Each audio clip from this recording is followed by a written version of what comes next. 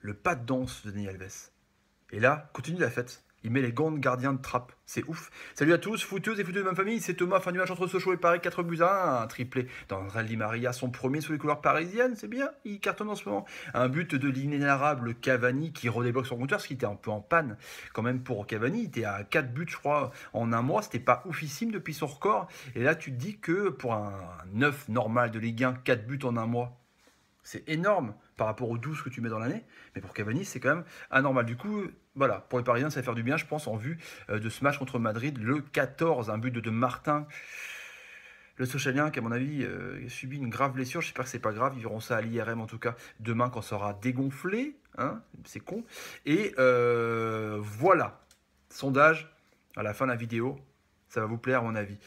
Unai Emery a fait ce que tout le monde voulait hein, dans les médias pour voir un peu ce que ça faisait quand même pour les Parisiens, pour les fans de foot. Diarra en 6 pendant 73 minutes. Le chassé-croisé justement des vacances, zone A, zone B quoi. Thiago Motta qui était en phase de réathlétisation, ce qui était revenu, il s'était répété. Lui qui normalement devrait tenir son rôle de sentinelle, un peu d'expérience contre Madrid le 14. Du coup, Diarra, eh ben, c'est pas mal. Il avait fait 10 minutes contre Rennes, pas mal. Il a fait une bonne petite percée. Il a fait une demi-heure contre Toulouse, pas mal aussi. Là, il fait 70 minutes contre Sochaux. C'était bien. Je trouve que enfin, vu que Rabiot veut pas le poste, Verratti veut pas le poste, Lo Celso a pris le poste parce qu'il veut jouer et il est jeune et il peut encore apprendre, ce qu'on a vu des entraîneurs quand même replacer des joueurs à des postes parce qu'ils pensaient qu'ils étaient bons à ce poste-là. Du coup, lui, il est plus au milieu off, mais bon, il est aussi bon en défense, mais il est un peu frêle quand il y a du contact. Hein, on l'a vu contre Lyon, par exemple. Du coup, Diarra, il a l'air de faire le taf. Donc, l'énigme Diarra, c'est incroyable. Il jouait pas en Russie beaucoup. Il arrive à Marseille, il fait le taf. Après, bon, bah, recrise par rapport à ses problèmes financiers, patati. Il part dans le golf, il joue pas. Il arrive à Paris, il a l'air de faire le taf. Il aiguille bien le jeu.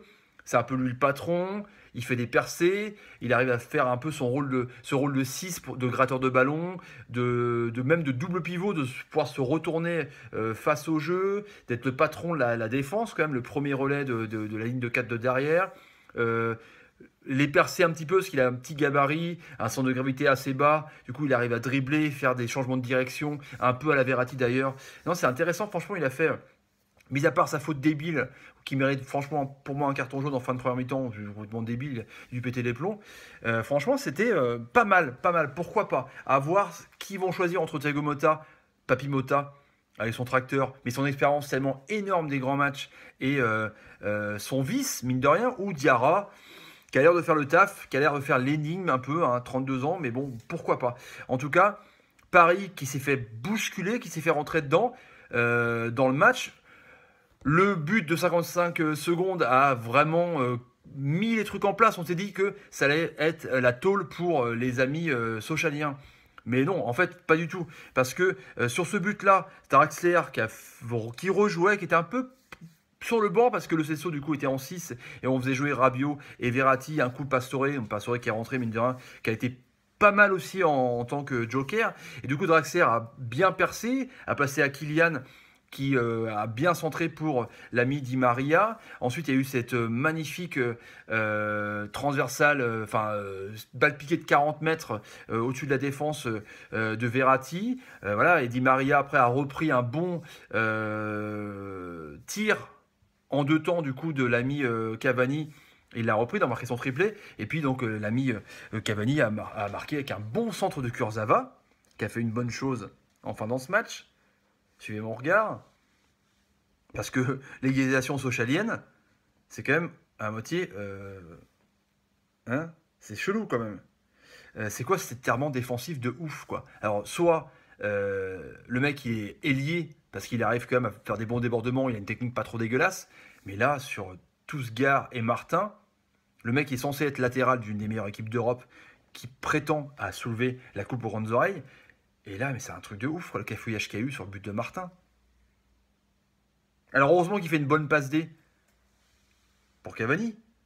Parce que sinon c'est quand même chelou quoi. Moi je milite pour Yoro Berchis parce que je trouve qu'il est vraiment fort. Il marque des buts aussi sur son côté gauche. Il est assez offensif. Il est moins fébrile défensivement. plus intelligent dans les remises. Quand il y a une 2, ben, il la rend, la 2. Kurzawa, quand il fait une 2, t'attends le 2, quoi. T'es là. Il arrive quand, le 2? T'as vu le 2? Tu vois, c'est ça qui est fou. C'est un peu le point faible, encore une fois. Franchement, je trouve que peu le point faible. Verratti a été bon, pas oufissime non plus, parce qu'il a eu un jaune bêtement. Enfin, c'est le jaune de Verratti, c'est con, parce que, mine de rien, il est suspendu à chaque fois. Il a oublié peut-être qu'au bout de, sur 10 matchs, quand t'as 3 cartons jaunes, c'est quand même suspendu après. Mais il a été pas mal. Draxler, j'en ai parlé, il a été bon. KM29, définitivement, il est meilleur sur un côté. La question se pose du coup, parce que quand je vous avais dit que quand il remplaçait Cavani, eh ben, en point de fixation, en pivot dos au jeu, il sert à rien parce qu'il n'a pas le physique pour. Il est bien quand il décolle sur certains blocs à la Usain Bolt, sa pointe de vitesse, dès qu'il décolle, c'est ouf, tu le vois plus. Tu le vois plus, c'est un truc de fou. Du coup, je sais pas. Il est moins bien qu'M29. Peut-être que il gère son transfert, peut-être qu'il est fatigué, parce qu'il joue beaucoup aussi. Et l'état de forme de Di Maria qui marque encore un triplé, qui est une bombe en ce moment, qui est rapide, qui sur le ballon que lui met M29, sur la transversale, la balle haute que lui fait Verratti, il est presque en position d'avant-centre. Donc c'est un truc de ouf. Cavani a presque joué plus reculé. Quand il y a Di Maria, il joue presque plus reculé pour jouer en rôle de pivot, pour faire des remises. Et du coup, Di Maria se retrouve vraiment bien et il cadre de ouf, quoi. Donc moi, je me pose la question que sur le trio d'attaque, pourquoi ne pas essayer Mbappé à 18 ans, il va bien accepter de ne pas jouer un match, peut-être que je sais pas comment il va le prendre. Je pense qu'il a les épaules assez solides pour se dire voilà, je progresse, j'ai 18 ans. Mais moi, là, l'état de forme actuel, je mettrais Neymar, Cavani et Di Maria. Tellement il est énorme, Di Maria. Il a mis son orgueil de côté. Maintenant, il rejoue, mais il est juste, voilà, il est juste exceptionnel. C'est un truc de. Franchement, chapeau Di Maria. C'était Sochaux, mais bon, voilà, chapeau. Parce que Sochaux a joué vachement haut, a essayé de, avec Meïté, avec donc Tousgar, mais le numéro 9 qui arrivait vraiment bien à défendre, de faire le premier rideau défensif. Avec Martin, avant qu'il se blesse, il était quand même assez intéressant. Moi, j'ai trouvé une bonne équipe de Sochaux qui a fait comme Amiens, qui a fait comme Rennes, qui a fait comme beaucoup d'équipes, qui est rentrée dedans, mais du coup qui avait un peu l'insouciance de ne pas avoir l'étiquette de Ligue 1. L'équipe de Ligue 1, maintenant, Paris les connaît. Du coup, ils sont rentrés dedans directement, peut-être qu'ils étaient un peu fatigués aussi, Paris. Mais du coup, c'était intéressant parce que ils ont fait le jeu. Il y a eu quelques voilà, les fumigènes, les supporters qui faisaient grève par rapport aux investisseurs de Sochaux qui visiblement ont des problèmes de sous. Donc quand on voit Lille, on se dit les gars, à quoi ça sert d'investir dans un club si c'est pour foutre la merde et envoyer le club dans le caca pour avoir des relégations? Parce que là, Sochaux est relégué aussi à titre conservatoire en national, quoi. Donc voilà, fermez-la, quoi. Venez pas si c'est pour foutre la merde 6 mois après. Laissez les investisseurs locaux s'il y en a, mais voilà, vous arrivez avec vos gros sabots, là j'ai de l'argent, mais en fait j'en ai pas. Enfin bref, ça s'est passé, mais ça m'énerve aussi. Pour les supporters, c'est juste incroyable pour le maillage territorial d'une ville. C'est important un club. Si vous venez tout bousiller en 2 secondes, comme vous avez fait. Voilà, enfin bref, je suis énervé.